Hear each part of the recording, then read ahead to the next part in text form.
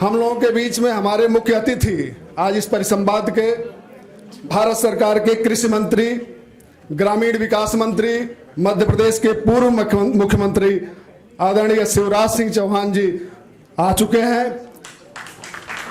आदरणीय राजकुमार भाटिया जी से जी मेरा अनुरोध है कि वो मंच पर आए। आदरणीय जतेंद्र कुमार जी से भी मेरा एक अनुरोध है कि वो मंच पर आए। आदरणीय राजेंद्र अग्रवाल जी हम लोगों के बीच में हैं, आज उनका भी उद्बोधन सुनने को मिलेगा, पूर्व सांसद। उनसे भी मेरा आग्रह है कि वो मंच पर आए। महामना मालवीय मिशन के अध्यक्ष आदरणीय हरिशंकर जी से भी मेरा आग्रह है कि वो मंच पे आए। नरेंद्र मोदी अध्ययन केंद्र के अध्यक्ष जसीम भाई से भी मेरा आग्रह है कि वो मंच पर आए। अपने सभी अतिथियों से मेरा आग्रह है कि जयप्रकाश लोकनायक जयप्रकाश नारायण जी के चित्र पर पुष्पांजलि अर्पित करें। उसके बाद कार्यक्रम की शुरुआत हम करते हैं।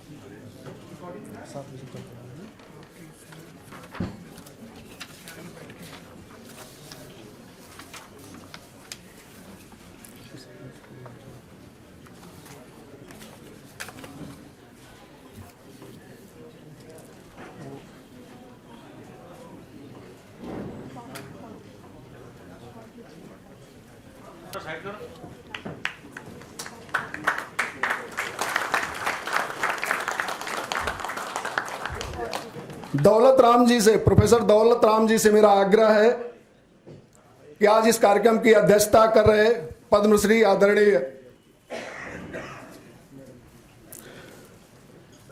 दौलत राम जी से मेरा आग्रह है कि आदरणीय जतेंद्र कुमार जी को पुष्प गुच्छ देकर और तुलसी का पौधा देकर उनका स्वागत करें, अभिनंदन करें। दिव्या तंवर जी से मेरा आग्रह है कि आदरणीय राजकुमार भाटिया जी का पुष्प गुच्छ देकर स्वागत करें।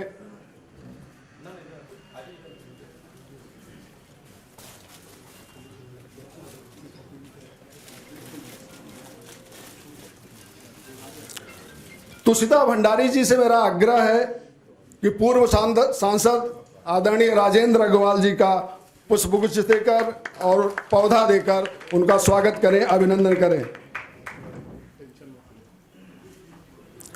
नदीम वारिस जी से मेरा आग्रह है कि महामना मालवीय मिशन के अध्यक्ष आदरणीय हरिशंकर जी का पुष्पगुच्छ देकर स्वागत करें, अभिनंदन करें।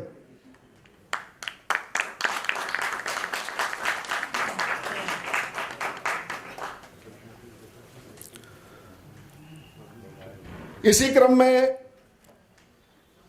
इस परिसंवाद में अपनी बात रखने के लिए, अपने संस्मरण को हम लोगों से साझा करने के लिए हम आमंत्रित करते हैं आदरणीय जतेंद्र कुमार जी को।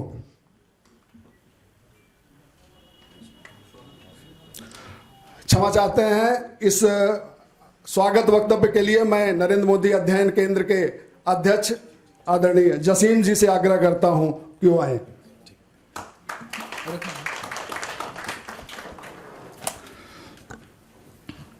जय हिंद।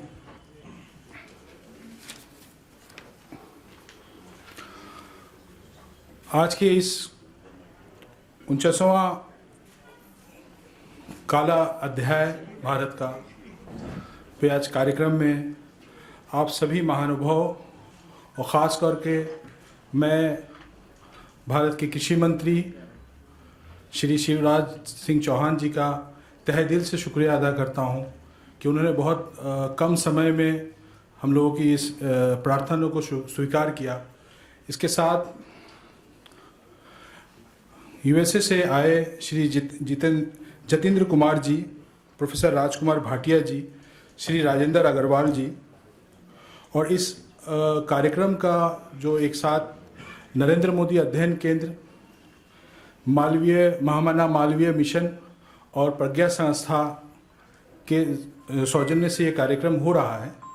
और इस कार्यक्रम में इमरजेंसी आज़ाद भारत का सबसे काला अध्याय विषय है, क्योंकि हम इमरजेंसी के बाद ही हम पैदा हुए थे, तो हमें तो बहुत सा चीज़ का अनुभव नहीं है। लेकिन जनवरी में हमारे बाबूजी आदरणीय श्री राम बहादुर राय जी ने से हमारी बात हुई और वो इस इमरजेंसी, इस काला अध्याय को बहुत भली भांति समझ रहे थे, जानते थे, महसूस किया था। तो इस कार्यक्रम को एक साल करने का एक इरादा, एक सोच हमने पैदा हुआ और 49वां से लेके अगले साल 26 जून 2025 तक एक साल भारत के अलग अलग संस्थानों में, प्रतिष्ठानों में, इंस्टीट्यूशंस में, यूनिवर्सिटीज़ में हम लोग कार्यक्रम, एक वर्कशॉप, क्योंकि इमरजेंसी आज़ाद भारत का सबसे काला अध्याय है और इस इमरजेंसी के सिलसिले में युवा के ज्ञान बढ़ना बहुत आवश्यकता है। मैं ख़ास करके श्याम जादू जी का, INS के प्रेसिडेंट राकेश शर्मा जी का और जो बहुत लोग मैं नहीं जानता, उन सब का मैं शुक्रगुजार धन्यवाद करता हूं कि वो यहाँ तशरीफ़ लाएं। जय हिंद। सबसे प्रथम मैं क्षमा मांगूंगा क्योंकि मैं आंग्ल भाषा भी बोलूँगा। I'm more comfortable with that language. It's unfortunate, but I've been out of India since 1965, and my background is basically belong to RSS. It's very interesting fact.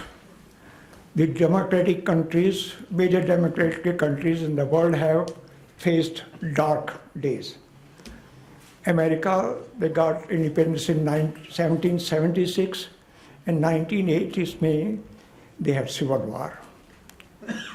In England, there were crises between Prime Minister and the King of England. Finally, the Prime Minister prevailed. In France, there was revolution, and then King was thrown out. When the emergency was declared in India, when I heard it, I called some of my friends. I'll briefly describe what we did outside India. I called some of my friends and we formed Indians for Democracy, IFD, and started campaigning against the emergency. Then, at that time, I had an Indian passport. My passport was cancelled, and arrest warrants were issued against me. I had to come to India to make the plans how we proceed. So I had a meeting with Madhav ji. He was General Secretary of RSS. Incidentally, I'm third year OTC trained. I did my OT third year in 1963. So we talked about what to do, how to proceed. So I made the arrangement of Dr. Swami to escape from India. And he went through via Sri Lanka. He went to England first. He founded Friends of India International. Then he came to United States, where we also started Friends of India Society International. He was the first president international. I was the second president. Now I'll just briefly explain the role of RSS outside India.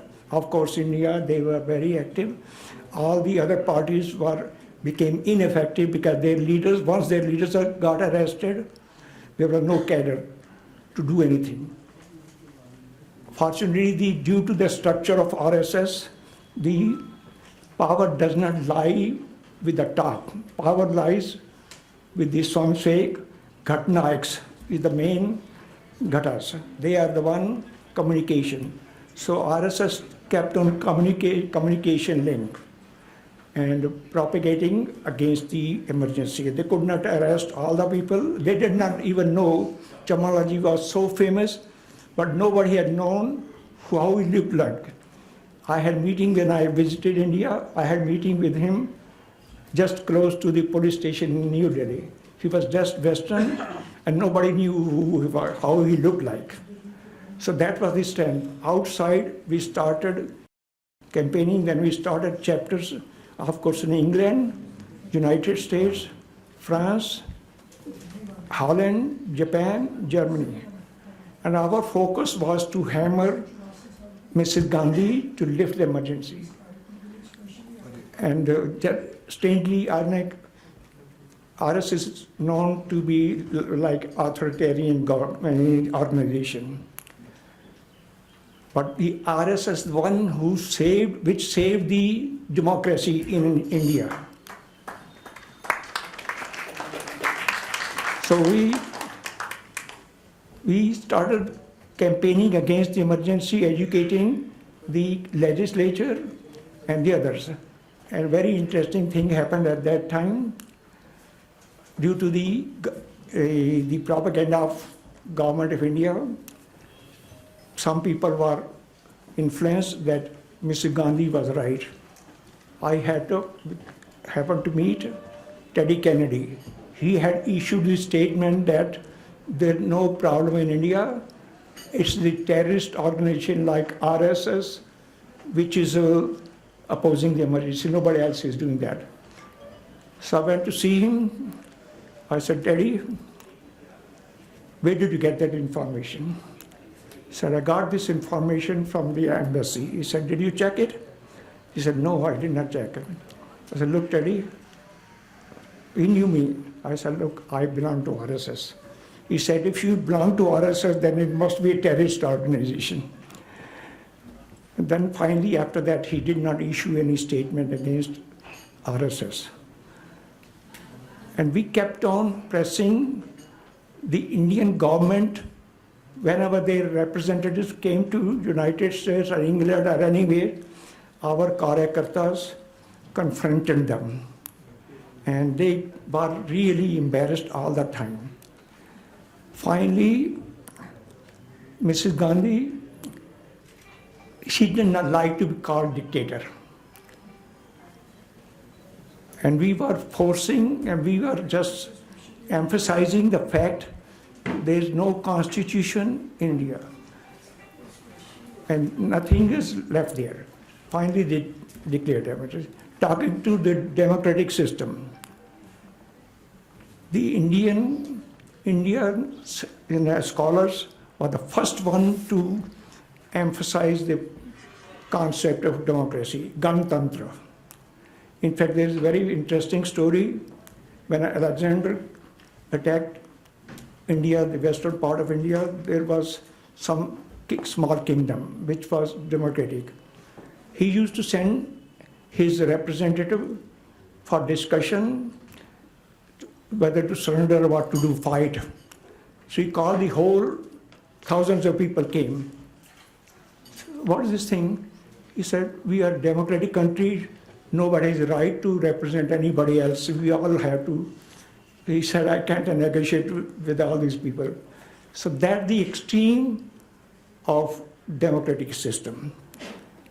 The freedom of expression also originated in India. Nobody was persecuted. You could say anything. You could attack Vedas. You can attack God. There were atheists. And nobody was persecuted. In fact, they were all declared as saints. So this is both extreme democratic system as well as the freedom of expression. India is the birthplace of both, beside the other concepts. So finally, when the elections were held, and that's the story everybody knows, so we must not forget this chapter, as civil war is an important chapter in the American democratic system. So this emergency is also I don't know whether to call it important, but it definitely has some. And we should make sure that we stay a democratic country, and we will, no matter what happens, because that democracy is in our blood. It's nothing new concept given by any Western authority. It's in our blood, and RSS played a major role, both in India as well as in the foreign countries, to protect the democratic system. And we should have strong belief in both the democratic system, the will of the people, the expression of freedom of expression, and you will see India will not only survive, it will thrive. Dhanyawad, namaskar.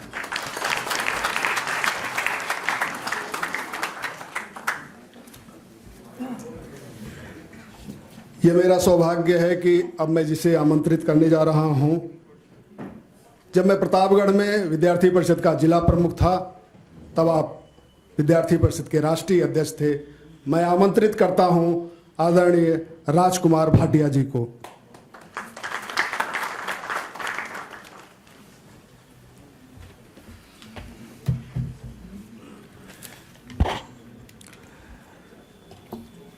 मंचासीन सभी आदरणीय महानुभाव और मित्रों,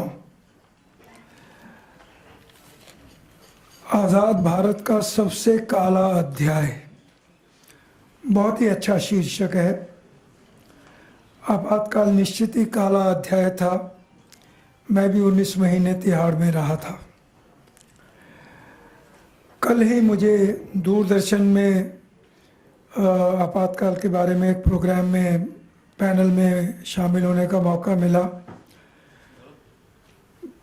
media वालों की problem होती है, उनको सब विचारों के लोगों को बुलाना है, तो कांग्रेस के एक नेता भी थे उसमें।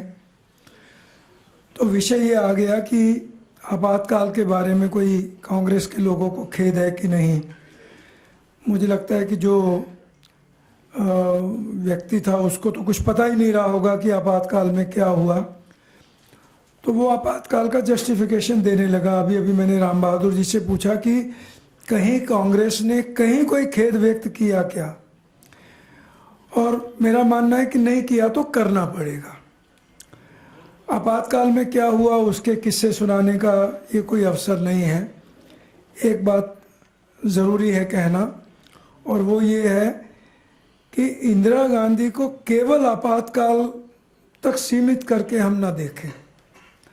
आपातकाल का पहला भी और आपातकाल के बाद भी, और बाद वाली बात मैं इसलिए कह रहा हूँ कि पंजाब, कश्मीर, ये जितने उन प्रदेशों की समस्याएं उलझी और जितना दोनों बॉर्डर स्टेट्स और दोनों में जिस तरह का और तांडव देखने को मिला, उसके लिए जिम्मेदार इंदिरा गांधी थी।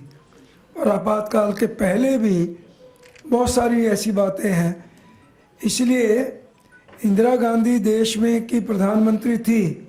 हाँ, उन्होंने बांग्लादेश भी को स्वतंत्र कराने में भूमिका निभाई, उनकी प्रशंसा मैं भी करूँगा, लेकिन प्रशंसा करने लायक बहुत थोड़ा है। वो सचमुच में एक डिक्टेटर मानसिकता वाली और महिला थी, प्रधानमंत्री थी। एक बात मैं ये कहना चाहूँगा। दूसरी बात कहूँगा लेकिन कि इमरजेंसी ख़त्म हो गई, जनता पार्टी की सरकार बनी। इंदिरा गांधी और संजय गांधी दोनों लोकसभा का चुनाव नहीं जीत पाए, लेकिन 2-3 सालों में ही ऐसी स्थिति आ गई कि इंदिरा गांधी फिर बहुत बड़े मतों से जीत गई। क्यों? क्योंकि हमारे देश का जो राजनीतिक नेतृत्व, उसमें अक्सर जो बौनापन पाया जाता है वो उस समय भी नज़र आया था। ये भी हमको ध्यान रखना होगा। और मैं तुलना करूँगा 1980 और 2024 की। अभी 2 दिन ही हुए हैं, तीसरा दिन है आज लोकसभा, नई लोकसभा का। ये गर्व की बात है कि 18वीं लोकसभा हमारे देश में आई है। ये गर्व की बात है कि देश में और हमारे देश में लोकतंत्र इतना सफल रहा है। विश्व में कोई इतना बड़ा देश नहीं होगा जिसका लोकतंत्र इस प्रकार के सफलता जिसने और हासिल की हो। ये अलग बात है कि चुनाव के भी कई पक्ष ऐसे हैं, आज भी चुनाव में धन बल तो किसी के माने में कम नहीं है, लेकिन हमारा देश भी ऐसा है कि उसको लोकतंत्र की कीमत देनी पड़ रही है। ये जो सब हम देख रहे हैं, राजनीतिक नेताओं का बौनापन, ये लोकतंत्र की कीमत है जो हमारा देश चुका रहा है। और ये कीमत 1980 में देश ने चुकाई थी, इंदिरा गांधी फिर से आ गई थी, उस समय जो भी हुआ था और जो अभी का सारा अनुभव आ रहा है, मुझे लगता है कि वो भी किसी मायने में नेताओं के बौनेपन को और कम नहीं दिखाता है। ये बात मैं सबके सामने कहना चाहूँगा। मैंने उल्लेख किया और ये बात सच है, ये जो कहा जाता है कि मदर ऑफ डेमोक्रेसी, मैं कहूँगा कि निश्चित तौर पर ये बात सही है। और इसलिए भारत कैसे मदर ऑफ डेमोक्रेसी है और कैसे इतिहास में रहा है, मैं समझता हूँ कि इसके अध्ययन की बहुत बड़ी ज़रूरत है। एक बात तो है ही, सबको मालूम है कि जब से भारत में चुनाव शुरू हुए सबको मतदान का अधिकार मिला, अनपढ़ हो, पढ़ा लिखा हो, महिला हो, पुरुष हो, और ये अपने आप में गर्व करने लायक बात थी। कितने देश ऐसे होंगे कि जिनकी डेमोक्रेसी की तुलना की जा सके। मैं कई बार अमेरिका की तरफ देखने की कोशिश करता हूँ, क्योंकि अमेरिका को माना जाता है कि वो सबसे बड़ी डेमोक्रेसी है शायद। आज तक एक महिला राष्ट्रपति वहाँ नहीं हुई है। ये कहा गया है कि पहली बार कमला हैरिस पहली बार वाइस प्रेसिडेंट बनने वाली पहली महिला है। ये अमेरिका का हाल है। बाकी देशों को भी देखें तो ध्यान में आता है कि वहाँ की डेमोक्रेसी कहीं का उदाहरण नहीं है। और भारत तो विश्व का इतना बड़ा और देश है जनसंख्या के हिसाब से, वोटर्स की संख्या के हिसाब से, तो मुझे लगता है कि हमें अपनी डेमोक्रेसी पर गर्व होना चाहिए, लेकिन डेमोक्रेसी की हम कीमत भी चुका रहे हैं, वो भी हमारे ध्यान में रहना चाहिए। लेकिन लोकतंत्र चाहिए तो सही, इसमें तो कोई दो राय नहीं है कि लोकतंत्र ये हमारे लिए आवश्यक है, ना सिर्फ भारत के लिए आवश्यक है, पूरे विश्व के लिए आवश्यक है। आपातकाल की एक बात कहना चाहूँगा, मुझे नहीं मालूम कि उस चीज़ का उल्लेख आया है कि नहीं, क्योंकि आपातकाल के बारे में बहुत कुछ लिखा गया है। हो सकता है राम बहादुर जी मुझे करेक्ट करेंगे। आपातकाल में संघ के सरसंघचालक बाला साहब देवरस जी ने 3 पत्र लिखे थे। 2 पत्र इंदिरा गांधी को लिखे प्रधानमंत्री के नाते। संघ ने 14 नवंबर 1975 से सत्याग्रह शुरू किया, लेकिन उस सत्याग्रह से पहले बाला साहब देवरस की ये कोशिश रही कि किसी तरह से सरकार को ये भरोसा हो जाए, क्योंकि उस समय आपातकाल से पहले भी और आपातकाल के दौरान भी आपातकाल से संघर्ष करने वाले संघ के ही प्रमुख लोग थे। आपातकाल से पहले भी जो सब चला था उसमें भी संघ से जुड़े हुए लोग, अखिल भारतीय विद्यार्थी परिषद हो, जब पॉलिटिकल पार्टीज जयप्रकाश नारायण आंदोलन में शामिल हुई, तब भारतीय जनसंघ की भूमिका रही हो। तो बाला साहब देवरस ने उस समय और इस बात की विवेक रखा कि कैसे स्थिति को डी-एस्केलेट किया जाए। इसीलिए उन्होंने 2 पत्र प्रधानमंत्री को लिखे कि हमें कहीं ना कहीं हम चाहेंगे कि आपके साथ बातचीत हो और ये स्थिति जो है वो डिफ्यूज़ हो। उन्होंने एक पत्र विनोबा भावे जी को लिखा, क्योंकि विनोबा भावे जी को इंदिरा गांधी मिलने वाली थी, उनको पता लगा कि वो मिलने जा रही हैं, तो उन्होंने विनोबा जी को कहा कि आप उनको कुछ समझाइए। तो जहाँ आपातकाल में संघ के शीर्ष नेतृत्व ने इस प्रकार की एक बड़ी जिम्मेदारी की भूमिका निभाई, वहाँ बाकी क्या हुआ आपातकाल में वो एक अलग कहानी है। मैंने जैसे कहा कि 1980 रहा हो या 2024, जिस प्रकार की जो राजनीतिक नेताओं का व्यवहार नज़र आता है उसकी हमको चिंता होनी चाहिए। और 2024 में तो ख़ास तौर पर ये बात बहुत उभर कर आ रही है कि कितना विदेशी हस्तक्षेप हुआ। और उस विदेशी हस्तक्षेप ने कितना हमारे देश को प्रभावित किया, हो सकता है उसकी कुछ जानकारियां आगे आएंगी, अभी बहुत समय नहीं बीता है। आखिरी बात कहूँगा कि ये आज कार्यक्रम हो रहा है centre for Narendra Modi studies, जिन्होंने बनाया उनको कहाँ से प्रेरणा मिली और वो इसमें से क्या निकालना चाहते हैं ये तो वो जाने, लेकिन मैं ये ज़रूर कहूँगा कि नरेंद्र मोदी का आकलन इस देश के लिए बहुत ज़रूरी है। जहाँ तक लोकसभा चुनाव की बात है, ख़ास तौर पर जो विपक्ष कहिए प्रतिपक्ष कहिए, वो तो फूले नहीं समा रहे हैं क्योंकि मोदी जी को सबक सिखा दिया। तो मोदी जी व्यक्ति को सबक सिखा दिया होगा, लेकिन मोदी जी का नेतृत्व इस देश के लिए बहुत ज़रूरी है, क्योंकि देश में पहली बार, मैं बड़ी जिम्मेदारी से कह रहा हूँ कि देश में पहली बार ऐसा प्रधानमंत्री आया है जो देश को बहुत सशक्त तरीके से नेतृत्व प्रदान कर रहा है। ये गांधी खानदान के लोगों को छोड़ दें, राजीव गांधी की भी बड़ी तारीफ की जाती है। मुझे आज ही एक व्हाट्सएप पर वीडियो आया है कि कैसे अटल जी को और इलाज की ज़रूरत थी और राजीव गांधी उनको साथ ले गए यूएन के प्रतिनिधिमंडल में, क्योंकि उनका इलाज अमेरिका में हो जा सके और सरकार ने खर्चा किया।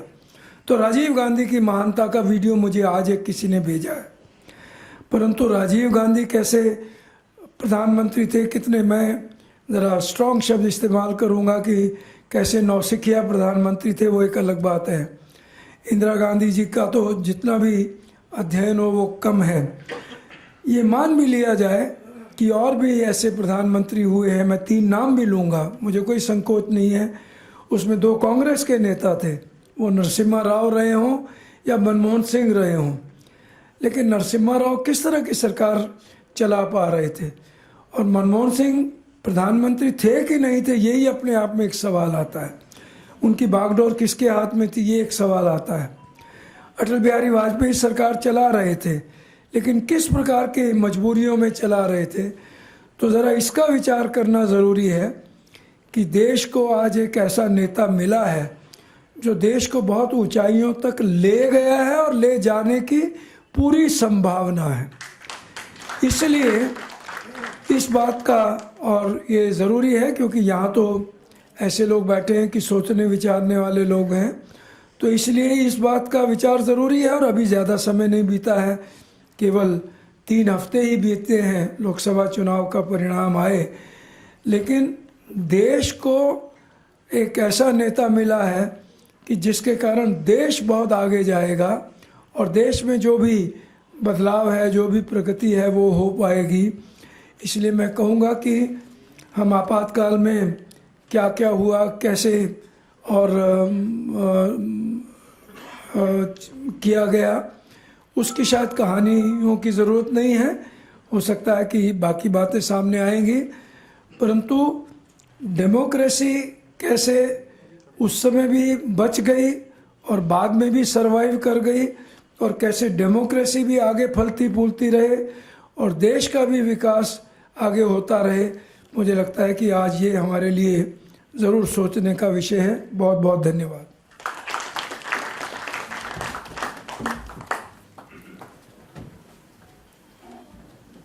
कल ही हम एक किताब पढ़ रहे थे, वह किताब श्रद्धेय राय साहब के सवाल और पूर्व प्रधानमंत्री चंद्रशेखर जी के जवाब पर आधारित रहबरी के सवाल है। उसमें एक अध्याय है इमरजेंसी का। एक सवाल के जवाब में पूर्व प्रधानमंत्री जी कहते हैं कि एक बार गुजराल जी हमसे मिलने आए और उन्होंने कहा कि क्या इंदिरा जी में और आप में समझौता नहीं हो सकता।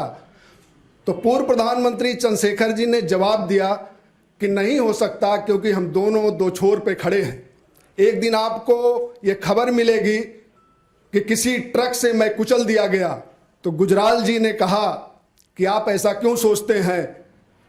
तो पूर्व प्रधानमंत्री चंद्रशेखर जी ने जवाब दिया, क्योंकि इंदिरा जी की ट्रेनिंग जवाहरलाल नेहरू के सानिध्य में हुई है। तो ये प्रवृत्ति है, ये तानाशाही प्रवृत्ति है और ये प्रवृत्ति पूरे कांग्रेस की प्रवृत्ति है। मैं आमंत्रित करता हूं पूर्व सांसद राजेंद्र अग्रवाल जी को।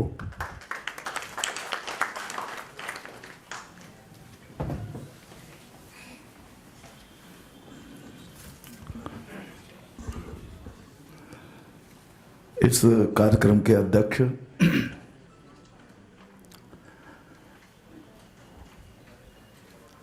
और जिनको हम विभिन्न क्षेत्रों में एक आदर्श के रूप में देखते रहे, ऐसे आदरणीय श्री राम बहादुर राय जी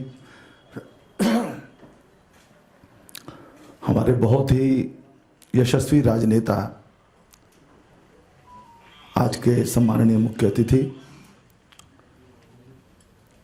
आदरणीय श्री शिवराज चौहान जी, हमारे आदरणीय श्री राजकुमार भाटिया जी, संगठन के संबंध में जिनका बड़ा व्यापक अनुभव है, स्वयं प्रत्यक्ष रूप से उन्होंने नेतृत्व किया है, हमारे आदरणीय जतेंद्र जी और मंच पर उपस्थित सभी मेरे बहुत आदरणीय महानुभाव और सभागार में उपस्थित सभी मेरे आदरणीय बहनों भाइयों, मुझको भी इंदिरा जी की जेल में रहने का सौभाग्य प्राप्त हुआ है। मैं इन दिनों वैसे तो संघ का प्रचारक था, तो देखा जाए तो गिरफ्तार होना ये कोई यश की बात नहीं थी। मुझे तो छुप करके रहना था, अंडरग्राउंड काम करना था, लेकिन हो जाता है। तो जुलाई में ही मैं पकड़ लिया गया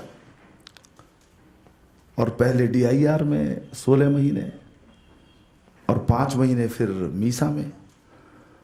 बड़ा हम लोगों ने इंतज़ाम किया था कि DIR से निकलेंगे तो बाहर कुछ कार्यकर्ता मोटरसाइकिल वगैरह लेकर के आ गए थे, वो बाहर निकल जाएं एक बार तो लेकर के भाग जाएंगे हम, लेकिन जौड़ी में उन्होंने मीसा सर्व कर दिया और उन्हें फिर बरेली सेंट्रल जेल भेज दिया। तो मेरी स्मृति व्यक्तिगत रूप से इतनी है, बाकी तो सब थोड़ी बहुत चर्चा यहाँ हुई भी है और मैं सोचता हूँ थोड़ी चर्चा होनी भी चाहिए कि मैं 16 महीने जब पीलीभीत की जिला जेल में था तो उसकी दीवारें जरा ऊंची थी, छोटी जेल थी वो, तो 16 महीने तक मुझको सूर्योदय या सूर्यास्त नहीं दिखाई दिया, क्योंकि जब वो बैरक के अंदर 8 बज जाते तब उसके ऊपर की दीवार के ऊपर सूर्य दिखाई देता था। और एक रात में हम लोग वहाँ पहुँचा दिए गए 16 महीने के पश्चात बरेली सेंट्रल जेल में। तो जो स्मृति अभी भी है, रात में पहुँचे थे हम। सवेरा जब हुआ उठे तो सेंट्रल जेल बड़ी होती है, बरेली सेंट्रल जेल काफ़ी बड़ी थी, तो जाड़े का नवंबर का महीना था, ओस की बिंदु पौधों पर दिख रहे थे, उसमें सूर्य की किरणें मैंने 16 महीने बाद देखी, मैं थोड़ा भावुक हुआ मैं। लेकिन आपातकाल की चर्चा मैं समझता हूँ कि यहाँ सब आदरणीय राय साहब, आदरणीय शिवराज जी कहेंगे, लेकिन दो दृष्टि से बहुत महत्वपूर्ण है ये, मेमोरी में से गायब हो रहा है वो। एक तो ये कि अपना शासन बचाने के लिए किस प्रकार से संवैधानिक व्यवस्थाओं का दुरुपयोग किया गया, संविधान में से ही गुंजाइश निकाली सिद्धार्थ शंकर रे ने और आपातकाल लग गया। और फिर जो संसद में हुआ, संसद ने स्वयं बैठ करके अपना कार्यकाल 1 वर्ष बढ़ा लिया। 42वां जो संशोधन है वो लगभग मिनी कॉन्स्टिट्यूशन है वो, यानी प्रियम्बल तक बदल दिया गया। और प्रियम्बल को बदलने का इसलिए बड़ा भारी उसका एक महत्व है कि सेक्युलरिज्म के ऊपर, समाज सोशलिज्म के ऊपर संविधान सभा ने प्रचुर मात्रा में विचार विमर्श किया था और दोनों शब्दों को संविधान में रखने की, प्रियम्बल में रखने की आवश्यकता नहीं है। जो हमने कहा है हम भारत के लोग, और जो सारा जो विवरण उसका है उसके अंदर ये भाव आ जाते हैं, इसलिए उसको नहीं रखा गया था। परंतु प्रियम्बल को इसलिए बदला गया ताकि अपने वोट बैंक को खुश करने की दृष्टि से इन शब्दों का उपयोग हो सके। और ये बड़ा भारी अपराध किया ये कि संविधान का उपयोग अपने दलीय हित को प्राप्त करने की दृष्टि से किया गया। ये मतलब एक तो ये कुछ बातें तो ये है जो संविधान को लेकर के जिस प्रकार की उसका उल्लंघन किया गया, उसकी अवमानना की गई।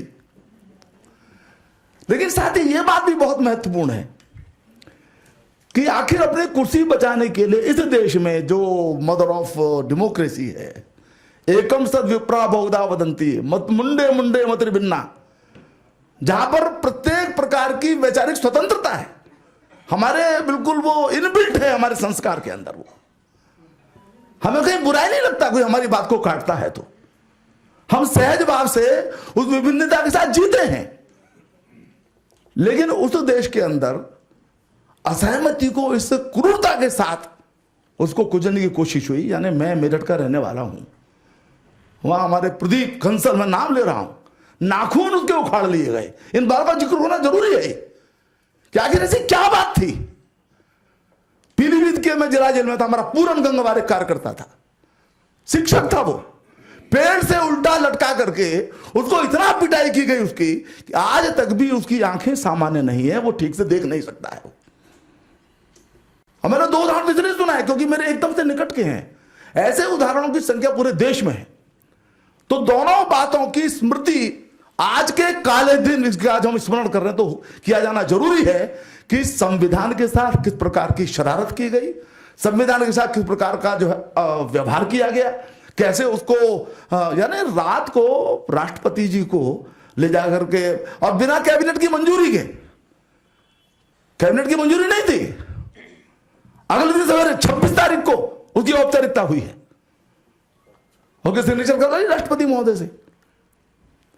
तो संवैधानिक व्यवस्थाओं का उल्लंघन हुआ, और साथ ही साथ दमन चक्र जो चला है, चाहे वो प्रेस हो, चाहे वो न्यायपालिका हो, चाहे वो सामान्य व्यक्ति हो, ये बड़ा बहुत कष्टकारी है ये।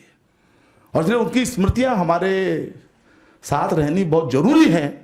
बेशक हिंदुस्तान का मिजाज, हिंदुस्तान का स्वभाव वो लोकतंत्र का है, और यदि किसी ने कभी कोई ये उसने जो किया, और संघ की भूमिका, संघ परिवार की भूमिका, विद्यार्थी परिषद की भूमिका सब जानते हैं किस प्रकार के कष्ट से परिवार बर्बाद हुए उसके अंदर।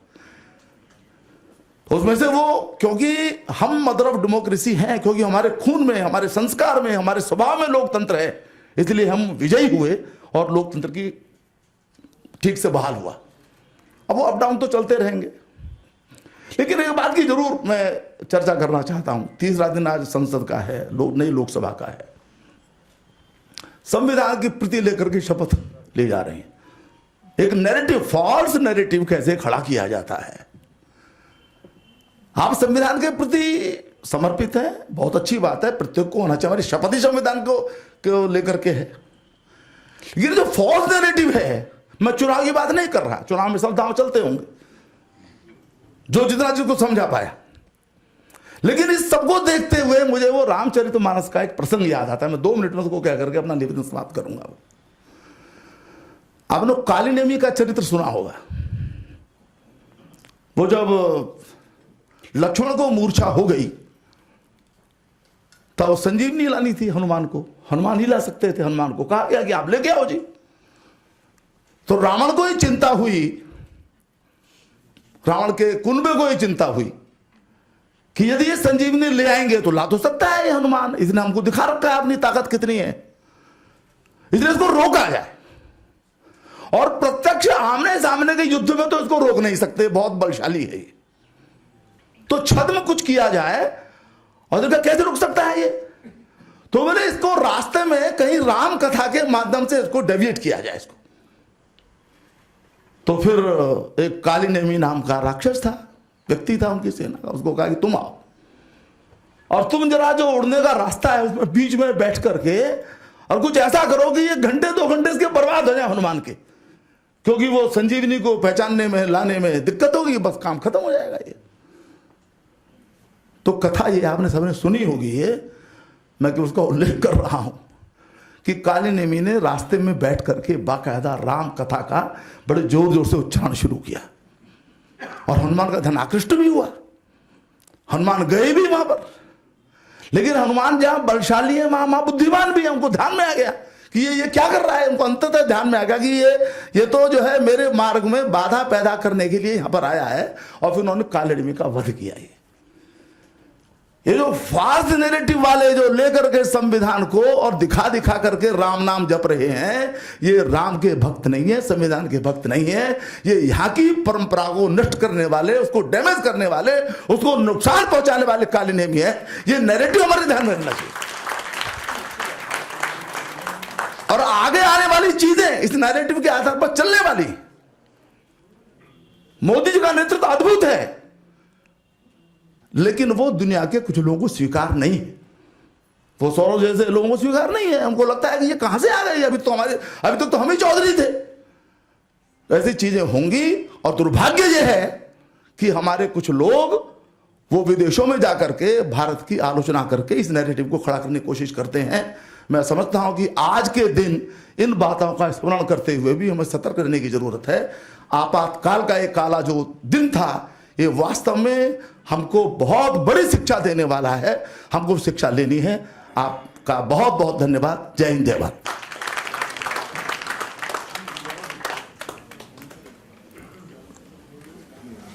मैं इससे पहले कि अपने मुख्य अतिथि भारत सरकार के कृषि एवं ग्रामीण विकास मंत्री आदरणीय शिवराज सिंह चौहान जी को आमंत्रित करूं, उसके पहले मैं चाहता हूं महामना मालवीय मिशन के अध्यक्ष आदरणीय हरिशंकर जी, महामंत्री आदरणीय वेद प्रकाश जी अपनी टीम के साथ महामना मालवीय जी पर जो वांग्मय आया, जिसके प्रधान संपादक श्रद्धेय राय साहब थे, जिसका लोकार्पण आदरणीय प्रधानमंत्री नरेंद्र मोदी जी ने किया था, वो भेंट करें आदरणीय शिवराज जी को। आदरणीय हरिशंकर जी, वेद प्रकाश जी और उनकी टीम से आग्रह है कि वो आए। एक मिनट बता दें क्या देना। महोदय, सादर नमस्कार। भारत रत्न मदन मोहन मालवीय जी का संपूर्ण बौद्धिक योगदान पर आधारित मदन मोहन मालवीय संपूर्ण वाङ्मय की प्रथम श्रृंखला के 11 खंडों का लोकार्पण हमारे यशस्वी प्रधानमंत्री माननीय श्री नरेंद्र मोदी जी द्वारा महामना के 162वें जन्म दिवस 25 दिसंबर 2023 पर विज्ञान भवन नई दिल्ली में किया गया। इसकी प्रति आपके कर कमलों में सौंपते हुए हमें हर्ष का अनुभव हो रहा है। महामना की इस महान बौद्धिक संपदा को अन्वेषित तथा संकलित करने में महामना मालवीय मिशन की एक समर्पित टीम लगभग 4 वर्षों तक देश विदेश में अनवरत प्रयास किया है। लब्ध प्रतिष्ठित चिंतक विचारक पद्मश्री श्री राम बहादुर राय जी के प्रधान संपादक के रूप में प्रबुद्ध चिंतकों के मार्गदर्शन में ये भगीरथ कार्य संपन्न हुआ है। महामना वाङ्मय की दूसरी श्रृंखला के 12 खंडों को पूरा करने का कार्य चल रहा है। हम आपके सहयोग के आकांक्षी हैं। जेम्स ऑफ इंडियन आर्ट के लेखक आदरणीय गौरव खुल्लर जी से आग्रह करूंगा कि हमारे मुख्य अतिथि आदरणीय शिवराज सिंह चौहान जी को मोमेंटो भेंट करें।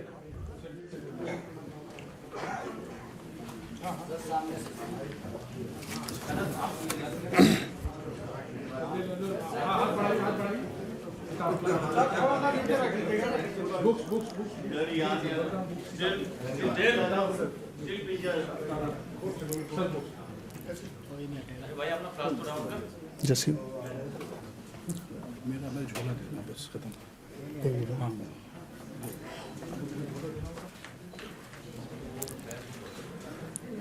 नरेंद्र मोदी अध्ययन केंद्र के अध्यक्ष आदरणीय जसीम जी से मेरा आग्रह है कि प्रधानमंत्री आदरणीय नरेंद्र मोदी जी पर आधारित अविराम यात्रा पुस्तक भेंट करें।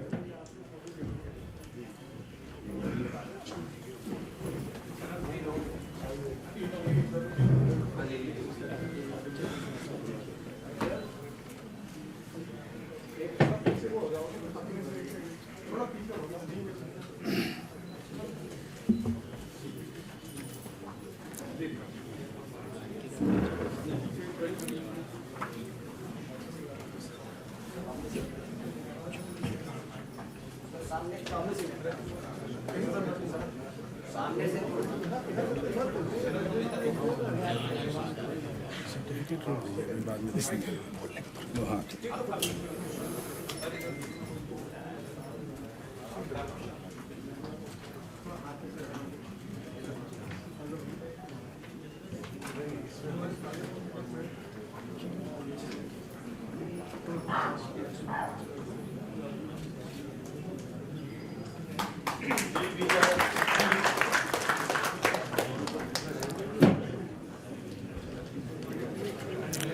यह मेरा सौभाग्य है कि मैं आमंत्रित कर रहा हूं अपने मुख्य अतिथि को, और यह मेरा सौभाग्य है कि जब भारतीय जनता युवा मोर्चा के आप राष्ट्रीय अध्यक्ष थे तो मैं उत्तर प्रदेश प्रतापगढ़ जिले का युवा मोर्चे का अध्यक्ष था। मैं आदरणीय शिवराज सिंह चौहान, भारतीय राजनीति के वैचारिक प्रतिबद्धता और शुचिता के प्रतीक आदरणीय शिवराज जी को आमंत्रित कर रहा हूं संस्मरण साझा करने के लिए। अर्जुन मेरा सौभाग्य है कि आज मैं आप सबके दर्शन कर पा रहा हूं।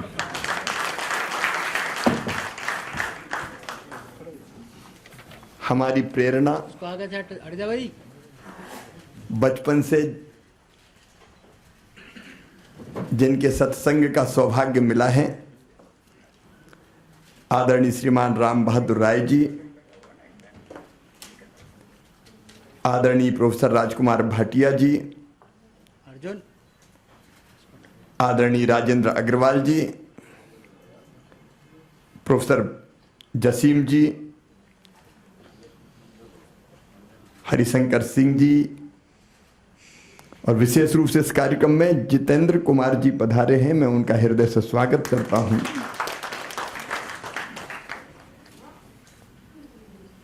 उपस्थित सभी बहनों और भाइयों और भांजे और भांजियों,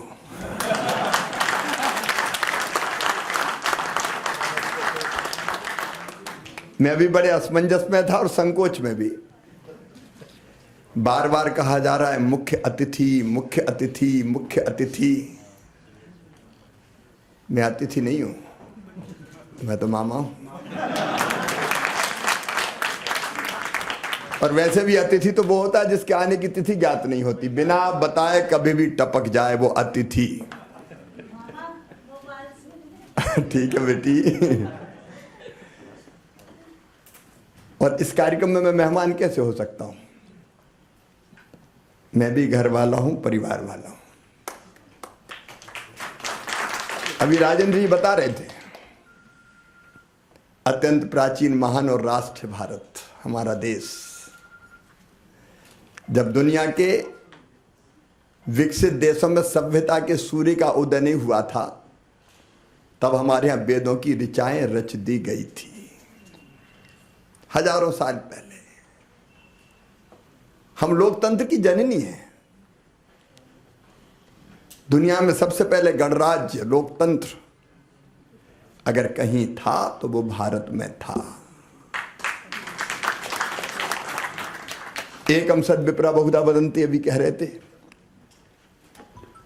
कितनी वैचारिक स्वतंत्रता अपने देश में। तेरा रास्ता भी सही और तेरा भी सही, जो पसंद हो उस रास्ते जाओ, अंततः पहुंचोगे भाई। अद्भुत है अपना देश सचमुच में।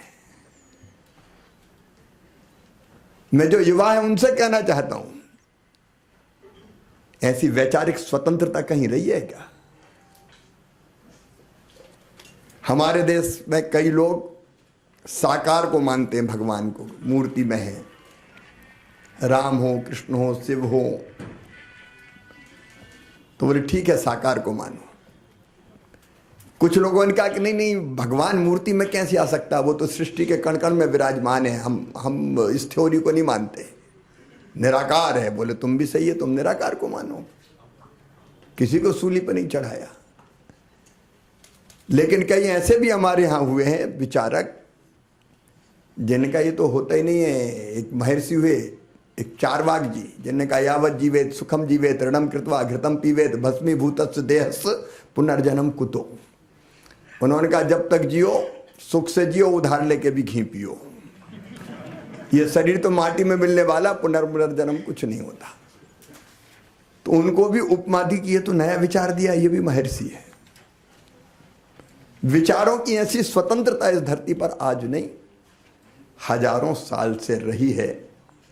और भाव आप देखिए, संयुक्त राष्ट्र संघ बना द्वितीय विश्व युद्ध के बाद, लेकिन अपने देश ने हजारों साल पहले कहा अयम निजा परा वेत्ति गणना लघुचेत साम उदार चरिता नाम तो वसुदैव कुटुंबकम। सारी दुनिया एक परिवार, जियो और जीने दो, आत्मवत सर्वभूतेषु सर्वे भवन्तु सुखिना सर्वे संतु निरामया। कहाँ ऐसी कल्पनाएं? लेकिन इसी धरती पर आज जो लोग दुहाई दे रहे हैं ना संविधान की, वो जिस परंपरा से आते हैं उस परंपरा ने क्या किया? इनको तो संविधान छूने का भी हक नहीं है जो संविधान की बात कर रहे हैं।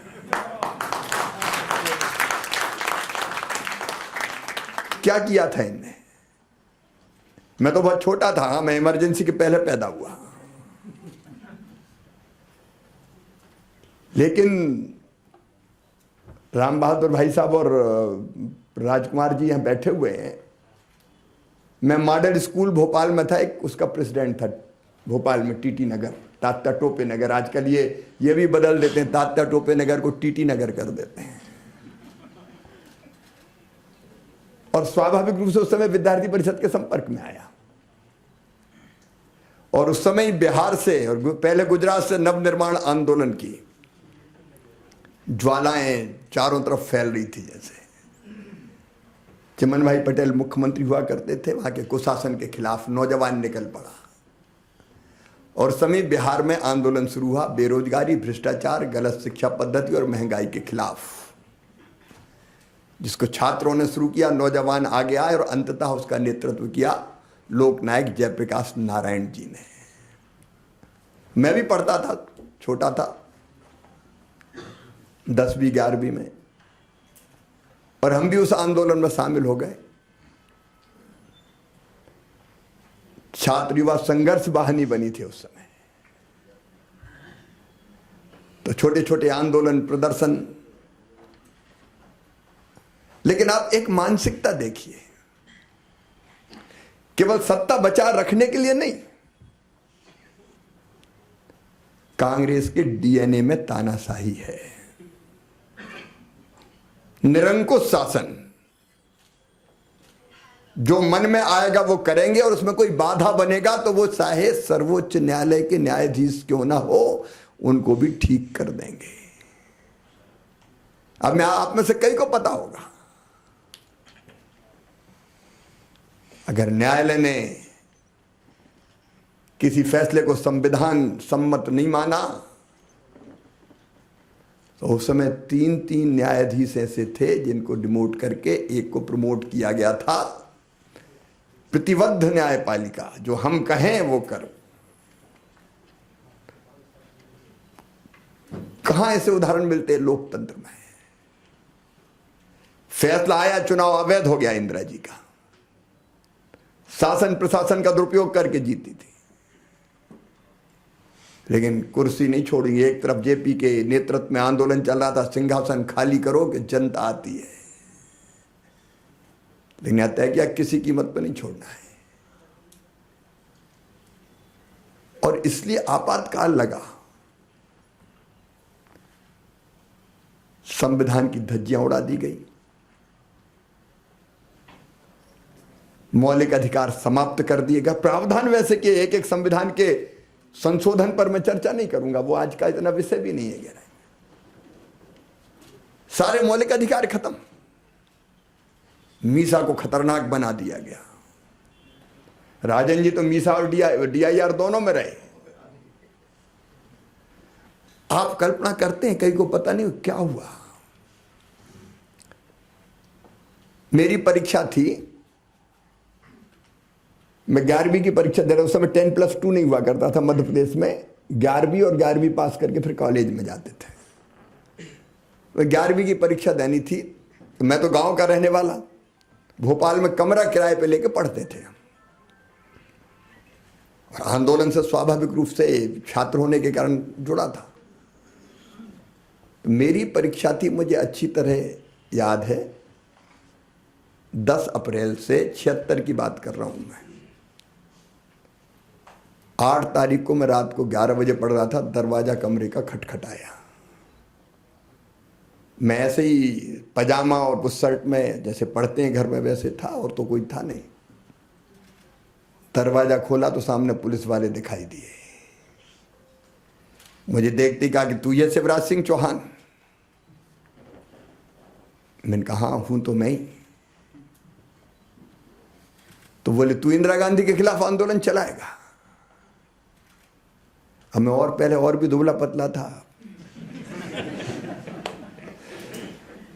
तो मेरी परीक्षा थी, तो मैंने एक बार तो ये कहा कि नहीं आंदोलन कहाँ। तो दूसरा बोला कि ये कहाँ दुबला पतला आंदोलन चलाएगा, कोई दूसरा शिवराज सिंह चौहान होगा। तो एक घाघ से हेड कांस्टेबल थे, उनका नहीं तलाशी तो ले ही लो। अब तलाशी ली तो मटेरियल निकल गया, आप हाथ खिला। मैं उसके बाद आपको बता रहा हूं 4 थपाड़े तो हमारे, और जैसी गालियां दी मैं बयान नहीं कर सकता। पकड़ के ले गया भोपाल के हबीबगंज थाने में। हमने नाम बदल के कर दिया रानी कमलापति उसका, स्टेशन का भी। और वहां बता ये कहां से आए तेरे पास, साइकिल स्टाइल पर्चे बाकी चीजें। और मैं सच कह रहा हूं इमरजेंसी क्या होती है।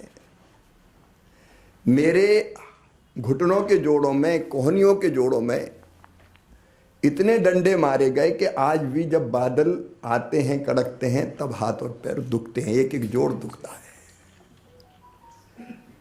भयानक पिटाई। और मेरी उम्र कितनी थी, 17 साल मुश्किल से। ऐसी एक घटना नहीं थी, अनेकों घटनाएं थी। रात भर जगा के रखा, सोने भी नहीं दिया, खाने भी नहीं दिया। बता सही कर देंगे तुझे। और उसके बाद फिर वो कहानी भी 2 मिनट में बता ही देता हूं। बोले इसको रिमांड पे ले चलो। तो दूसरे दिन छुट्टी थी, तो एक पटेल साहब थे न्यायाधीश, उनके घर ले गए। ले तो गए जीप में, और वहां से दस्तखत करा के फिर 2 सिपाहियों के हाथ में दे दिया कि ले जाओ। हथकड़ियां लगी हुई थी मेरे। 11वीं पढ़ने वाले किशोर के हाथों में हथकड़ियां, और फिर 2 सिपाहियों को कहा कि अब ले जाओ जेल से। तो हमें पैदल वहां से ले जा रहे थे, तो एक टांगे में कुछ बच्चे आ रहे थे, उनको लगा वो मैली सी शर्ट हो गई थी, रात भर पिटे थे। तो उन्हें समझा कोई चोर जा रहा है ये। तो टांगे में वो कहने लगे कि पता नहीं कौन है, चोर है क्या। तो फिर मुझे लगा कि नहीं ये तो गड़बड़ हो रही है। तो एक नारा उस समय बहुत पॉपुलर था, जुल्म के आगे नहीं झुकेंगे, जुल्म किया तो और लड़ेंगे। और तो कोई लगाने वाला नहीं था, हम ही कहते जुल्म के आगे नहीं झुकेंगे और जुल्म किया तो और लड़ेंगे। तब लोगों को कितने से बच्चे को ले जा रहे हैं। मैं पूरी गाथा नहीं सुनाना चाहता। जेल में हसमत बारसी थे, जनसंघ के नेता थे, बहुत अच्छे वक्ता थे। बैरिक में हम लोग रहते थे, बीमार हुए, तड़फ रहे थे पेट दर्द से। हम लोग चिल्लाते रहे कि इनको अस्पताल ले जाओ, अस्पताल ले जाओ। अस्पताल नहीं ले जाया गया, और वहीं तड़प तड़प के हमारी आंखों के सामने उन्होंने दम तोड़ दिया।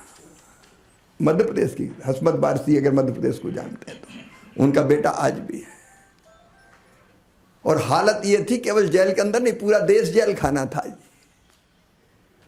बसों में जाओ तो सन्नाटा, कोई बात नहीं करता था। इंदिरा गांधी, इमरजेंसी, कोई देख नहीं ले पकड़ा जाएंगे। एक प्रभुदयाल ढोलकिया के खिलाफ पकड़ के लाना था, तो पुलिस वालों को तो टारगेट पूरा करना था, कहां प्रभुदयाल मिले। तो पता चला एक प्रभुदयाल को लाए पकड़ के। उसने कहा मैं नहीं हूं। बोल नहीं तू नहीं है तो अभी चल जाए। फिर कुछ दिन के बाद दूसरे प्रभुदयाल ढोलकिया आया, और फिर तीसरा प्रभुदयाल ढोलकिया आया। 3 प्रभुदयाल ढोलकिया। कोई सुनने वाला नहीं, वकील अपील दलील, वो चिल्लाए मैं नहीं हूं, मैं नहीं हूं। तीनों जेल में। ऐसी हालत थी। और जेल के बाहर क्या हो रहा था, गांव में जीप घुसती थी तो लोग भागते थे, गांव खाली हो जाता था। क्यों? हमारे यहां गांव में कहते थे ऑपरेशन वाले आ गए, नसबंदी। टारगेट तय थे, मतलब क्या क्या हुआ, केवल केवल जेल नहीं गए, हर अफसर को टारगेट तय कर दिए गए कि इतने केस तुम्हें करने ही है, तो जो मिले कर दो। बूढ़ों की कर दी, कुंवारों की कर दी, ये सच है। मैं मतलब तो गांव के गांव खाली हो जाते थे उस समय के, आ गए। अतिवृष्टि के नाम पे कई भवन मलबे के ढेर बना दिए गए, कोई बोल नहीं सकता, सांस लेना मुश्किल था। परिवार के परिवार तबाह हो गए कई। अब आप कल्पना करो, अगर सामाजिक या राजनीतिक कार्यकर्ता है, संघ का रोल हम सब जानते हैं, और असली लड़ाई अगर लड़ी आपातकाल के खिलाफ तो संघ ने ही लड़ी। हम भी उसी लड़ाई के अंत, अंडरग्राउंड जो आंदोलन चल रहा था, इसलिए 76 में गिरफ्तार हुआ कि उसमें भाग लेते थे। और शायद राजकुमारी जी जानते होंगे सूर्यकांत केलकर जी को, वो सुनील गुड़बोले बन के आए थे मेरे पास, तब मैं जेल में नहीं था। उन्हीं के डायरी में मेरा नाम और पता मिला था, उसके कारण पुलिस ने मुझे पकड़ा और ढूंढा था। तो बाहर आंदोलन चलाने वाला अगर कोई संगठन था तो राष्ट्रीय स्वयंसेवक संघ, अमानुषिक अत्याचारों की पराकाष्ठा थी वो। और अब ये बात करते हैं, सचमुच में ऐसा काला अध्याय कभी देखा नहीं गया। और इसलिए नई पीढ़ी को पता चलना चाहिए कि क्या हुआ। चुनाव भी वो तो हो गए गलत फहमी में, उन्होंने कहा कि अब कोई संगठन है ही नहीं, जनता पार्टी बाद में बनी, नेता जेल में, अभी घोषणा करके करा लो, फिर भारी बहुमत से जीत जाएंगे, इसलिए चुनाव हुए, नहीं तो हो सकता तब भी चुनाव है, या अंतर्राष्ट्रीय परिस्थितियां ऐसी बन गई होंगी। लेकिन भारत के लोकतंत्र की खूबी, हम लोग जेलों से निकले जनवरी 77 में। मैं तो बहुत छोटा था, लेकिन आग जल रही थी। मेरी दादी माँ मुझे इतना लाड़ करती थी, जब सुना जेल चला गया तो परेशान हो गई और अंततः बीमार पड़ी, और मेरे जेल में रहते ही मुझे देखने की चाह में उन्हें दम तोड़ दिया। वो मुझे देख नहीं पाई, शिवराज शिवराज कह के चली गई, क्योंकि नाती तो बेटे का बेटा बहुत प्यारा होता है। अब आप कल्पना कर सकते हो उन तकलीफों की। जो बिजनेस व्यापार, छोटा मोटा राजनीतिक सामाजिक कार्यकर्ता करते थे, वो तबाह बर्बाद हो गए सब। क्या भुगता होगा देश ने। फिर कभी ये दिन ना आए, और उसके बाद जो हुआ उसका भी मैं साक्षी हूं। हम लोगों के पास कुछ नहीं था जब जेल से निकले। जनता पार्टी का तो अनाउंस हुआ, संगठन बाकी कुछ ऐसा था नहीं, लेकिन जनता की जागरूकता मैं आपको बता रहा हूं, ये भारत की जनता। हम लोगों ने, मैं आया जेल से निकल के तो गांव से जनता पार्टी का काम करना था, तो साइकिल किराए पे ली हम लोगों ने, और साइकिलों से दूसरे गांव जाते थे, और फिर वहीं बिना माइक के बोलते थे इकट्ठा करके लोगों को। तो पहले पहले थोड़े डर रहे थे, लेकिन धीरे धीरे खुलते चले गए। और फिर हम लोग झोली फैलाते थे कि हमारे पास तो कुछ नहीं है चुनाव के लिए। तो आप कल्पना करें, मैं 17 साल का, कोई नेता नहीं, कोई विश्वसनीयता नहीं, लेकिन इतने पैसे मिले कि फिर हमने जीप किराए पे ले ली, और फिर इतने मिले कि सभाएं और बाकी कार्यक्रम होने लगे। फिर सचमुच में वो चुनाव जनता ही ने लड़के तानाशाही को समाप्त किया निर्णायक रूप से। ये भारत की जनता है जो भारत के जीवन मूल्य, परंपराएं हैं, विचार है, उसी को वो जीवित रखेगी। हाँ, एक बात जरूर जो आज नारे लगा रहे हैं, राजेंद्र जी ने सही कहा था। मुझे स्वामी विवेकानंद जी के कुछ शब्द याद आ रहे हैं। उन्होंने कहा था, सुदीर्घ रजनी समाप्त हुई जान पड़ती है, महानिशा का अंत निकट है। जो अंधे हैं वो देख नहीं सकते, जो बहरे हैं वो सुन नहीं सकते, लेकिन मैं स्पष्ट रूप से देख रहा हूं कि भारत माता एक बार फिर से अंगड़ाई लेके खड़ी हो रही है और विश्व गुरु के पद पर आसीन हो रही है। ये एक नरेन ने कहा था, नरेन स्वामी विवेकानंद ने, लेकिन आज दूसरे नरेंद्र के नेतृत्व में 100 साल बाद ही हम होते हुए देख रहे हैं। हम सब जानते हैं आखिर इतना बैर क्यों मोदी जी से, क्योंकि वो अपनी संपूर्ण सामर्थ्य, क्षमता और समर्पण से एक वैभवशाली, गौरवशाली, संपन्न, समृद्ध, शक्तिशाली और एक विकसित भारत का निर्माण कर रहे हैं। आज वो उपलब्धियां गिनाने की जरूरत नहीं है, लेकिन भारत के बढ़ते हुए सम्मान को हम सब ने अपनी आंखों से देखा है। और मेरे प्रिय मित्रों, ये मेरा विश्वास है और आज मैं ये यहां से कहने का साहस कर रहा हूं, विरोधी कितनी भी कोशिश कर ले, लोकतंत्र का आनंद है चुनाव, और चुनाव के परिणाम को कोई फिक्स है क्या सीटें कितनी जीतोगे? लोकतंत्र में कोई सीट हारते हैं, कोई जीतते हैं, उसमें क्या दिक्कत है? लेकिन तीसरी बार लगातार, ये व्याख्या भी गलत हो रही है, तीसरी बार लगातार संपूर्ण शानदार बहुमत की सरकार बनाने का उदाहरण 62 के बाद अगर किसी ने स्थापित किया है तो श्री नरेंद्र मोदी जी के नेतृत्व में स्थापित। यह बड़ी विजय है। परसेप्शन गलत बनाया जा रहा है। जिनकी 99 आई, अब वो चकते घूम रहे हैं और 240 वालों से कह रहे हैं कि तुम तो हार गए। अब ये अजीब बात है, मुझे समझ में नहीं आती। सैकड़ा पार नहीं किया और कह रहे हम जीत गए, तो ऐसे जीतना तो कई सालों तक जीतते रहो ऐसे ही। आप उस दल की हालत का अंदाज लगा सकते हैं जो 99 सीटों में ही प्रसन्न होकर महाविजय प्राप्त हो गई। धन्य महाराज, रहो प्रसन्न से। एनडीए को पूर्ण बहुमत है जी, और इस परसेप्शन को भी बदलने की जरूरत है। अगर लोकप्रिय बहुमत मिला है तो एनडीए भारतीय जनता पार्टी और नरेंद्र मोदी जी को मिला है ये। और मुझे पूरा विश्वास है कि ऐसी जागरूक जनता के रहते हुए लोकतंत्र सुरक्षित है, लेकिन आपातकाल के इस काले अध्याय को ठीक से जनता के सामने रखना चाहिए। और मैं फिर कह रहा हूं, भौतिकता की अग्नि में दग्ध विश्व मानवता को शाश्वत शांति के पथ का दिग्दर्शन कोई कराएगा तो अपना भारत कराएगा, और इसी रास्ते चलाएगा विकसित भारत। उसके निर्माण में हम जो सहयोग दे सके, देने का जरूर प्रयत्न करें। बहुत बहुत धन्यवाद। आदरणीय शिवराज सिंह चौहान जी, अमेरिका से आए हुए आदरणीय जतेंद्र कुमार जी, आदरणीय राजकुमार भाटिया जी, आदरणीय राजेंद्र अग्रवाल जी, हरिशंकर सिंह जी, प्रोफेसर जसीम जी और राकेश सिंह जी, ये जो आयोजन है इसका श्रेय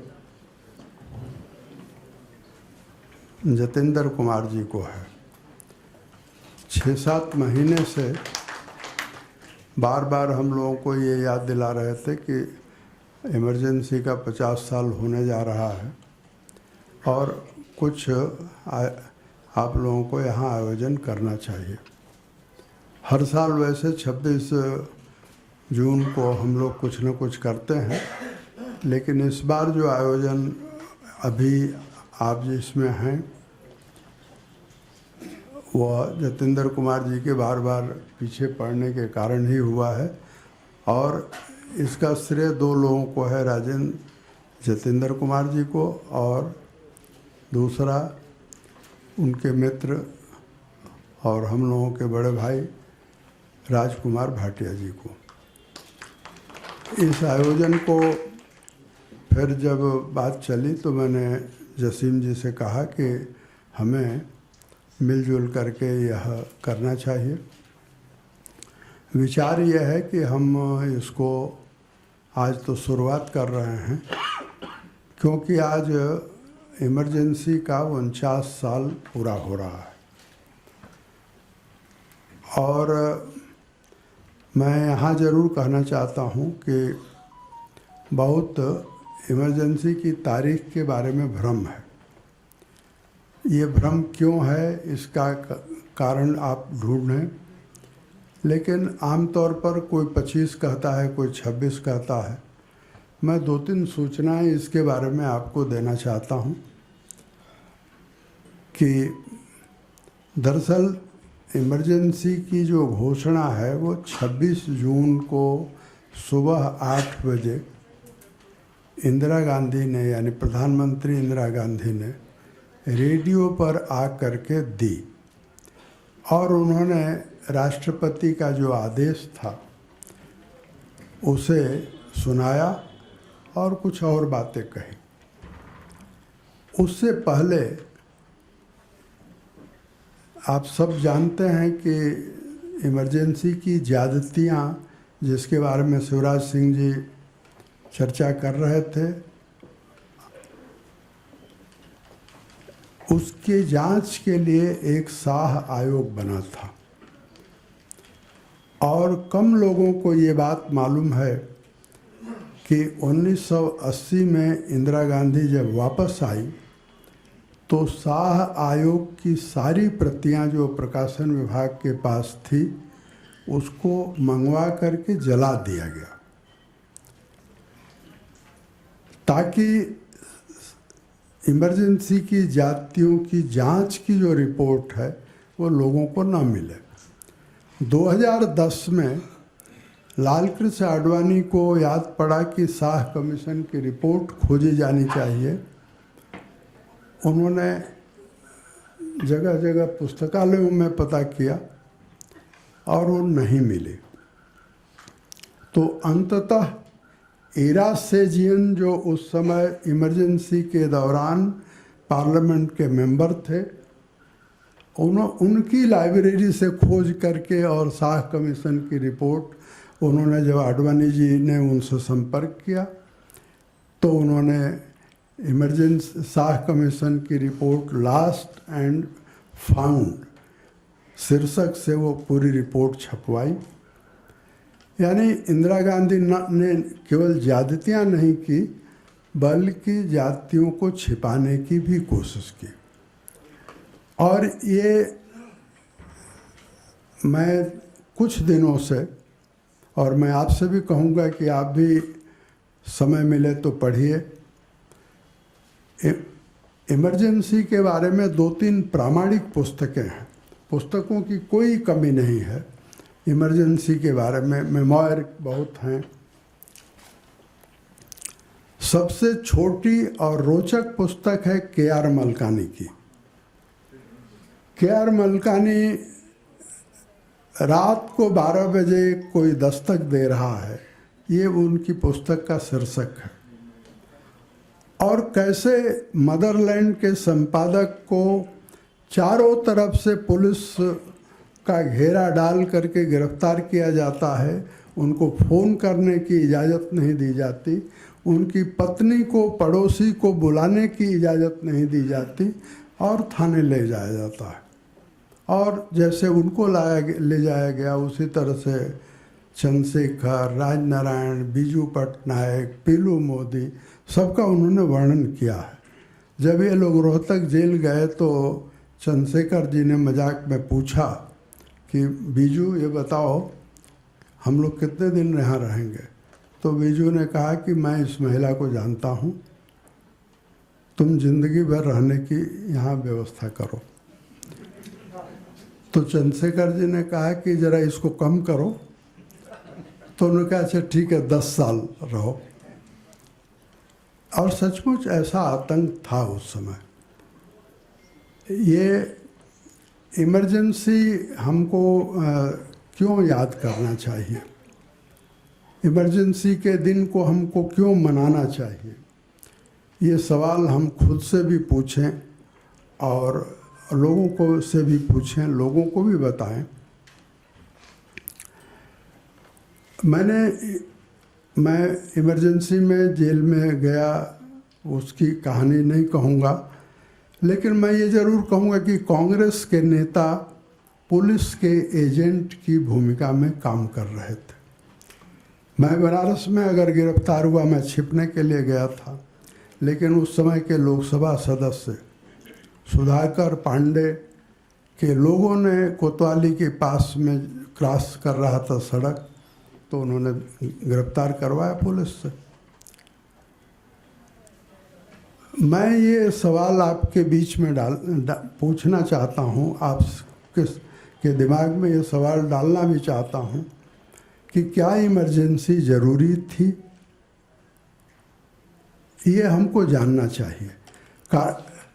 कारण ये है कि मैंने जितना पढ़ने की कोशिश की, जितना जानने की कोशिश की, जितना समझने की कोशिश की, तो उसमें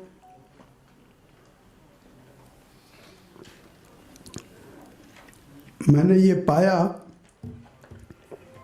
कि इमरजेंसी की कोई ज़रूरत नहीं थी। 26 जून की सुबह इंदिरा गांधी ने रेडियो पर जो भाषण दिया है उसको खोज लीजिए, उसको पढ़िए और उसके बाद सच्चाइयों से उसका मिलान करिए। तो क्या जयप्रकाश नारायण ने पुलिस को बगावत के लिए उकसाया था? क्या जयप्रकाश नारायण ने सेना को बगावत के लिए उकसाया था? नहीं, सरासर झूठ है। लेकिन इंदिरा गांधी ने ये इमरजेंसी लगाई। इमरजेंसी क्यों लगाई? तो प्रोफेसर पी.एन. धर की पुस्तक का मैं आपको जानकारी दे रहा था। पहले मैं बताऊं आपको कि प्रोफेसर पी.एन. धर थे कौन।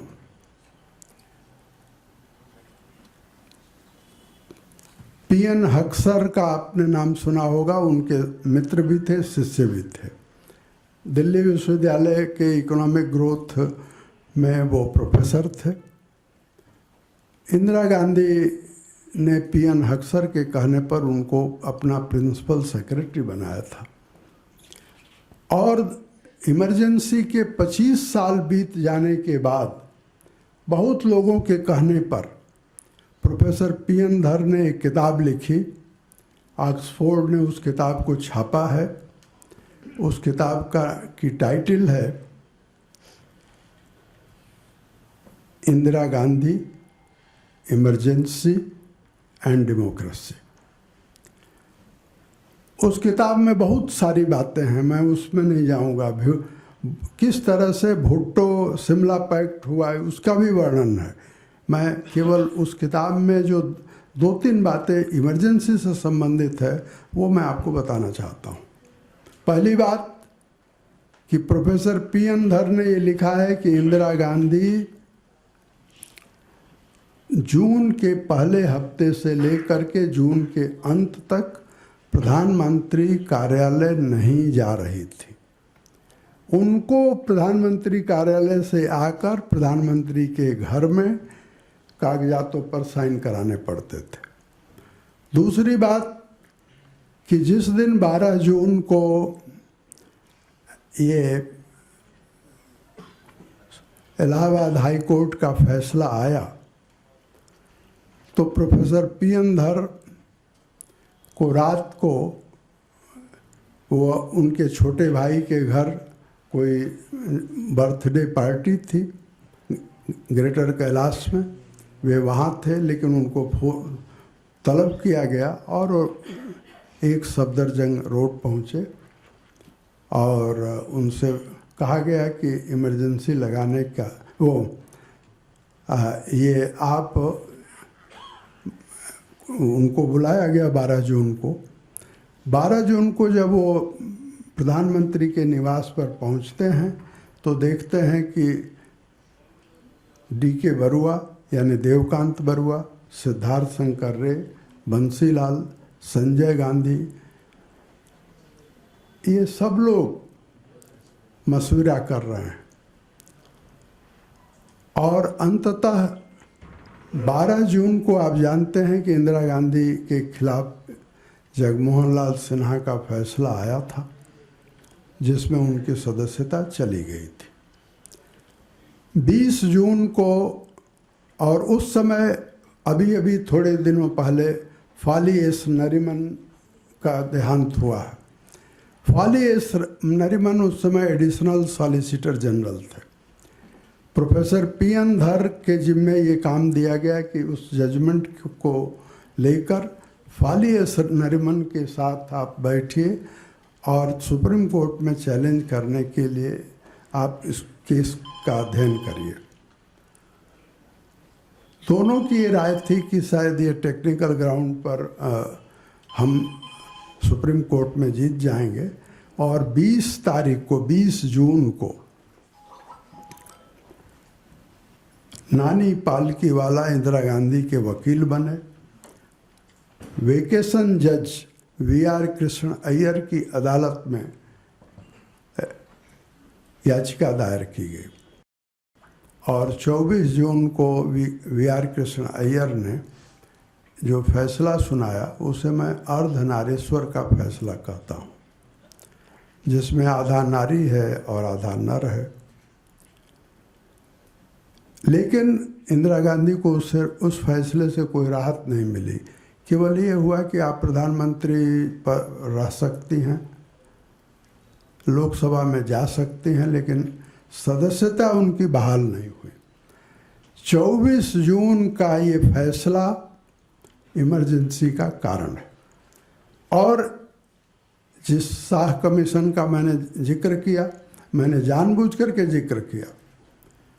शाह कमीशन की रिपोर्ट अगर आप पढ़ेंगे तो उसमें सिद्धार्थ शंकर रे, जो इंदिरा गांधी के दोस्त भी थे, बैरिस्टर भी थे और पश्चिम बंगाल के चीफ मिनिस्टर भी थे, उन्होंने शाह कमीशन के सामने ये गवाही दी है कि 25 जून की सुबह मैं इंदिरा गांधी के साथ जब फखरुद्दीन अली अहमद साहब के पास जा रहा था, यानी राष्ट्रपति के पास, तो विजय चौक पर गाड़ी पहुंची और इंदिरा गांधी ने मेरी तरफ रुख करके कहा कि सिद्धार्थ, यह बताओ कि मंत्रिमंडल की बैठक बुलाए बगैर कैसे इमरजेंसी लगाई जा सकती है। और सिद्धार्थ शंकर रे ने उनसे कहा कि 4-5 घंटे का मुझे समय दीजिए, मैं पढ़कर कुछ कानूनी उपाय आपको बताता हूँ। और उन्होंने उपाय बताया कि अगर राष्ट्रपति दस्तखत करने के लिए तैयार हो जाएं, तो आप इमरजेंसी की कार्रवाइयाँ शुरू कर सकती हैं, लेकिन इमरजेंसी की घोषणा तो तभी होगी।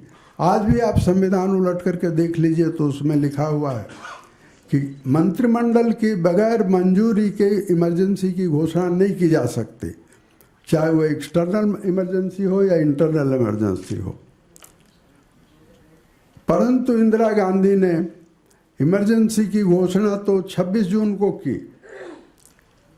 सुबह 4 बजे, रात में सुबह के 4 बजे मंत्रियों को जगा जगा करके और एक अकबर रोड के उस इंदिरा गांधी के रेसिडेंशियल ऑफिस में कैबिनेट की बैठक बुलाई गई और उसमें राष्ट्रपति के आदेश को सुनाया गया। उसका मतलब था कि आप रेटिफाई करिए। मंत्रिमंडल ने कुछ बोला नहीं, लेकिन एक व्यक्ति ने सवाल पूछा और उस व्यक्ति को मैं आज स्मरण करता हूं आदर के साथ। वो थे सरदार स्वर्ण सिंह। उन्होंने पूछा कि मैडम, इमरजेंसी की ज़रूरत क्या थी? और मैडम के पास कोई जवाब नहीं था। मैडम को जल्दी थी रेडियो पर जाने की। तो ये जो इमरजेंसी लगाई गई, अगर भारत की जगह कोई दूसरा देश होता तो इंदिरा गांधी के खिलाफ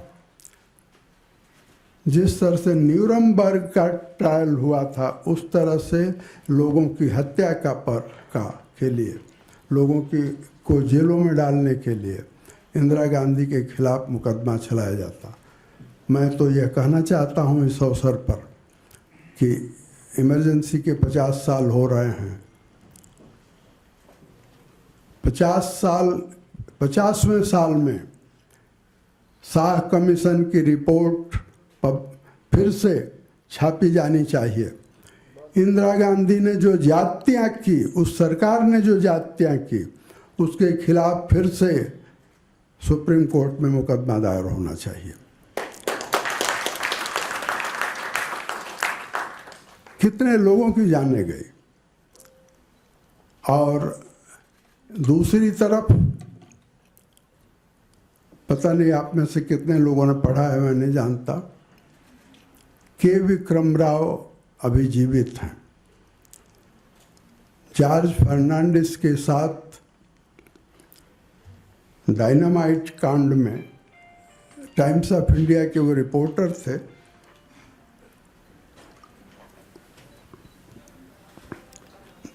हथकड़ी लगाकर, जैसे शिवराज जी ने बताया, वैसे उन लोगों को हथकड़ी के अलावा बेड़ी भी लगा दी गई थी। के विक्रम राव ने इमरजेंसी के अपने अनुभव लिखा है। उस अनुभव को मैं नहीं बताना चाहता यहाँ, आप पढ़ लेंगे, लेकिन उसमें एक गजब की सूचना है और उस सूचना का संबंध आज के आदरणीय प्रधानमंत्री नरेंद्र मोदी से। के विक्रम राव ने लिखा है कि मुझसे पूछा गया, मेरी पत्नी ने पूछा कि तुमको किस बात की कमी महसूस हो रही, तो मैंने कहा कि मुझे अखबार नहीं मिलता। ये बात उस समय के अंडरग्राउंड वर्कर नरेंद्र मोदी को पता चली, तो रोज जॉर्ज फर्नांडिस और के विक्रम राव और उनके साथियों को उस जेल में रोज सुबह अखबार का बंडल जो व्यक्ति पहुंचाता था, उसका नाम था नरेंद्र मोदी। और ये बात के विक्रम राव ने भी लिखी है और के विक्रम राव के बेटे ने भी कल लिखी है और दोनों ने मेरे पास भेजा।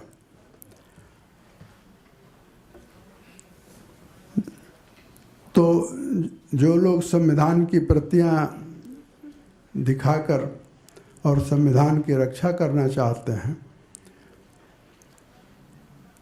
और उसमें उसकी अगुवाई कर रहे हैं राहुल गांधी जब इमरजेंसी लगी तो 5 साल, मैंने हिसाब लगाया है, 5 साल 4 दिन के थे।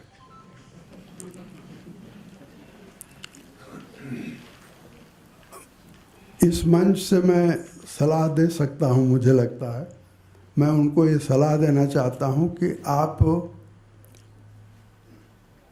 बिशन टंडन की वो 2 किताबें पढ़ लीजिए, प्रधानमंत्री कार्यालय से आपातकाल की डायरी, 2 खंडों में, और पीएन धर की वो किताब पढ़ लीजिए। ये दोनों, बिशन टंडन प्रधानमंत्री कार्यालय में 11 साल थे, प्रोफेसर पीएन धर 71 में प्रधानमंत्री कार्यालय उन्होंने ज्वाइन किया था, और मुरारजी भाई जब प्राइम मिनिस्टर हुए तो मुरारजी भाई को प्रधानमंत्री की जिम्मेदारी संभालने का सहयोग देने के बाद उन्होंने मुझे उनसे कहा कि मुझे आप छोड़े। तो प्रधानमंत्री मुरारजी भाई ने पूछा कि तुम्हारी जगह दूसरा नाम कौन सा हो सकता है, कैबिनेट सेक्रेटरी कौन हो सकता है।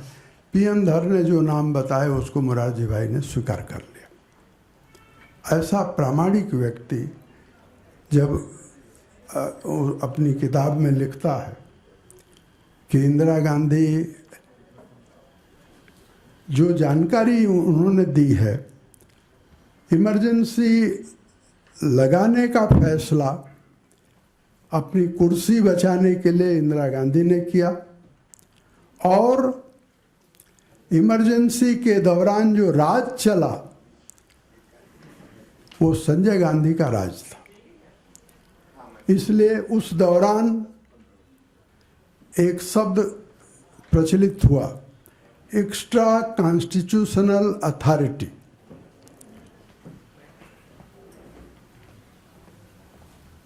हमें ये जानना चाहिए कि जो लोग संविधान की बात कर रहे हैं, संविधान का नाम लेकर झूठ और दुष्प्रचार कर रहे हैं, इंदिरा गांधी ने इमरजेंसी के दौरान पीएन धर के किताब में इसका वर्णन है कि किस तरह से प्रधानमंत्री कार्यालय गौड़ हो गया और प्रधानमंत्री निवास में बैठकर संजय गांधी के फैसले पर लोगों को गिरफ्तार किया जाता था, लोगों को यातनाएं दी जाती थी। और यही नहीं, पूरी की पूरी ब्यूरोक्रेसी, पूरी की पूरी लीडरशिप। और मैं तो यह कहना चाहता हूँ और अपनी बात समाप्त करना चाहता हूँ कि अगर भारतीय राजनीति में अपराधीकरण की शुरुआत हुई है तो उसका श्रेय संजय गांधी को है। भारतीय राजनीति में असंवैधानिक तरीकों की शुरुआत हुई है तो उसका श्रेय संजय गांधी को है। और ये संजय गांधी कौन था? इंदिरा गांधी का दुलारा था। तो देश संविधान के हिसाब से नहीं चल रहा था, देश संजय गांधी के हिसाब से चल रहा था। 26 जून को 25 जून की आधी रात से कार्रवाई जरूर शुरू हुई, लेकिन हमें 26 जून को इमरजेंसी का दिन मानना चाहिए, जिस दिन इमरजेंसी की घोषणा हुई। और इसलिए यह आयोजन उस दिन है और जो लोग 25 जून को मनाते हैं वो भी सुधारेंगे अपने को, और यह आयोजन 26 जून को ही होना चाहिए। मैं आप सबकी ओर से, वैसे तो दूसरे लोग धन्यवाद देंगे, लेकिन मैं आदरणीय शिवराज सिंह जी चौहान का आभार मानता हूं कि इन्होंने हमारे आग्रह पर यहाँ आने की सहमति दी। और हमने ख़ास तौर पर चूँकि कि केंद्र में आ गए हैं, इनका एक बहुत चमकदार इतिहास है, संघर्ष का इतिहास है। तो और हमको मालूम है कि इन्होंने इमरजेंसी के दौरान इनकी पढ़ाई छूटी। कुछ साल पहले, कई साल हो गया होगा, मुझे 14-15 साल हो गया होगा, मैं समझ रहा था कि शायद यहाँ होंगे विमल सिंह, तो दो लोगों ने मिल करके शिवराज जी पर किताब बनाने की कोशिश की। शिवराज जी थे जो तैयारी नहीं हो रहे थे कि ये किताब छपेगी ही नहीं। तो मैं उनके पास गया और मैंने कहा कि इस किताब की आप पर सहमति दीजिए। इन्होंने सहमति दी, वो किताब छपी, शिवराज का राज।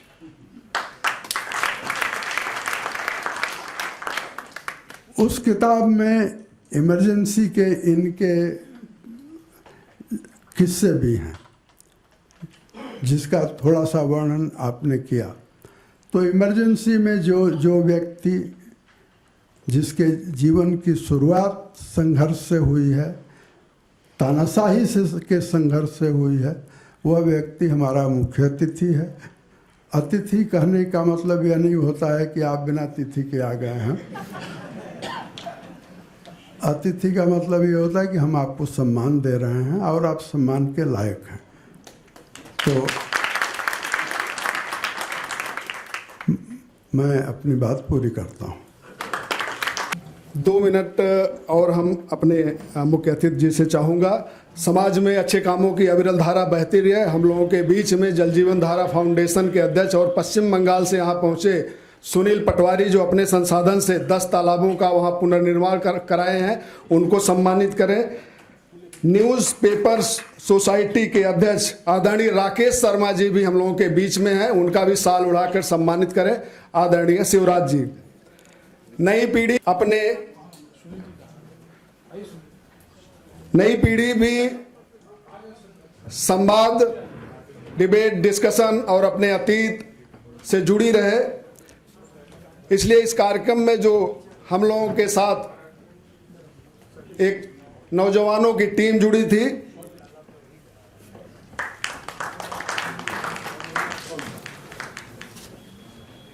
उनको भी मैं आमंत्रित करता हूं कि प्रमाण पत्र देकर आदरणीय शिवराज सिंह चौहान जी उनका भी मान सम्मान बढ़ाएं। दौलत राम शर्मा जी, तुषिता भंडारी जी, तुषिता भंडारी जी, दीपिका राणा जी, गुनगुन ऋषिराज सिंह, झलक, काजल कुंवर, जुनैद मंजूर, नदीम वारिस, सियोम सेठी, प्रिंस शुक्ला, इस्मत चुगतई।